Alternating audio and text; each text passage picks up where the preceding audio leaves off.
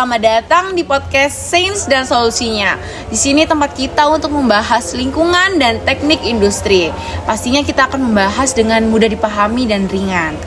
Di episode kali ini kita akan membahas suatu hal yang mungkin sebelumnya terdengar sangat teknis, namun sangat penting bagi keberlangsungan hidup kita, yaitu kelestarian lingkungan dengan pengaruh presipitasi natrium hidroksida dan kalsium hidroksida terhadap penurunan kadar tembaga dari air limbah PLTU. Jadi masalah utamanya itu PLTU sendiri menggunakan air sebagai operasional hingga domestik. Setelah air ini digunakan, tentunya akan menjadi air limbah, yang dimana air tersebut mengandung kadar tembaga ataupun CU, yang kadar tembaganya itu sekitar 5,8 mikrogram per liternya. Nah, hal ini nggak bisa terus dibiarin.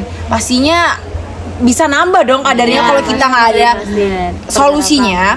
Dan tentunya sangat membahayakan bagi keberlangsungan hidup kita, yaitu bisa meracuni air tanah ataupun pengendapan semakin lamanya. Bener banget itu. Sebenarnya kita harus cermat dalam mengamati air ya. Terlebih air yang akan kita olah, dan apalagi kita tinggal di area kawasan industri tersebut, kita bisa loh mengidentifikasikan air yang tercemar itu sendiri. Air yang tercemar itu mempunyai ciri yang dapat dilihat secara visual, dari kekeruhan, warna, bau, rasa yang ditimbulkan, dan indikasi lainnya. Secara laboratorium ya, air yang tercemar itu dapat dilihat dan dihitung dari kerusakan sifat airnya tersebut, berupa pH airnya. Terus ada nggak sih metode yang bisa digunakan untuk mengolah limbah supaya logam berat terlarut di dalamnya seperti tembaga ini bisa diturunkan kadarnya itu? Ada. Kemarin aku baca emang ada beberapa metode yang bisa digunakan untuk menurunkan kadar logam berat. Antara lain ada pengendapan, terus habis itu ultrafiltrasi, ion exchange, elektrodialis, terus ada adsorpsi, Reverse osmosis juga iya. Wah, banyak banget ya guys. Dari semua sebanyak itu gitu ya. Mana sih sebenarnya yang paling efektif? Nah, dari sekian banyaknya metode yang bisa digunakan tadi, yang paling sederhana adalah proses pengendapan. Proses pengendapan ini kita menggunakan reaksi kimia yang bisa mengendapkan yang direaksikan dengan limbah terlarutnya tadi. Oke. Jadi di proses pengendapan ini kita menggunakan senyawa hidroksida, yaitu natrium hidroksida dan kalsium hidroksida. Benar banget. Iya, betul banget tuh. Penelitiannya itu sebenarnya simple, tapi itu serius. Mereka ngambil sampel air limbah dari PLTU, setelah itu dicampurin sama larutan NaOH dan juga CaOH 2 kali. Nah, setelah itu yang pastinya dengan berbagai konsentrasi ya, mulai dari 3% sampai 5%. Waktu pengendapannya itu juga diatur, ada yang 30 menit bahkan sampai 60 menit. Nah, setelah itu mereka atur lagi deh beberapa kadar yang masih tersisa. Gitu.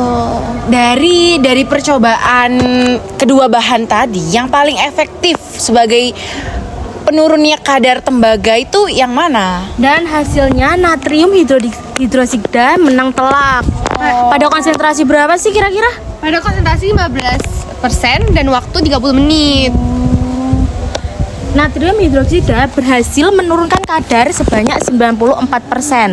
Sedangkan kalsium hidroksida hanya sampai 89%. Di konsentrasi dan waktu terendah pun natrium hidroksida lebih unggul. Oke. Nah, penurunan CU ini dengan NaOH di 3% dan 30 menit itu mencapai 43%. Nah, sementara yang CaOH2 itu hanya 21%. Kenapa sih kok bisa begitu? Nah, ini tuh bisa disebabkan karena nilai kelarutan dari NaOH itu lebih besar daripada CaOH. Kita bisa ngelihat dari jenis golongannya. Selain itu, NaOH sifat basanya itu juga lebih besar daripada CaOH ini.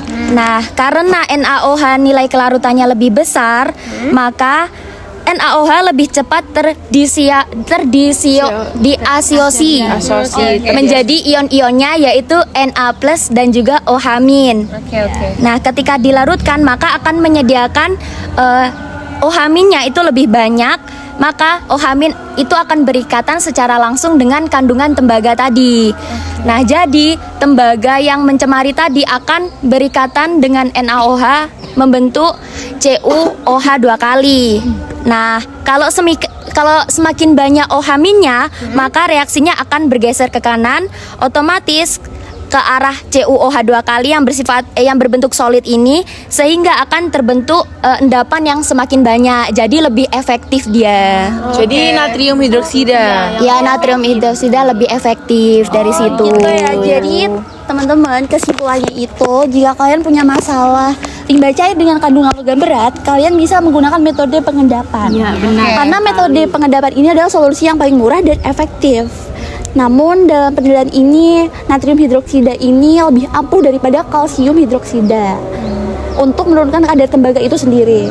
Nah, dalam penelitian ini tuh harus dilakukan dengan kontrol yang baik dan aman karena bahan-bahannya itu juga mengandung potensi bahaya gitu. Baiklah Sobat Sains, sudah tidak terasa kita sampai penghujung podcast yang seperti gimana yang sudah disampaikan oleh Fatim kesimpulannya dari pembahasan ini. Jadi seru banget ya pembahasan kita seru tentang banget pastinya. air limbah. Tentang air limbah PLTU dan bagaimana proses presipitasi NaOH sebagai pahlawan untuk menurunkan kadar tembaga. Semoga ilmu yang kita berikan bermanfaat dan pastinya akan menambah wawasan kalian semua. Terima kasih. Bye.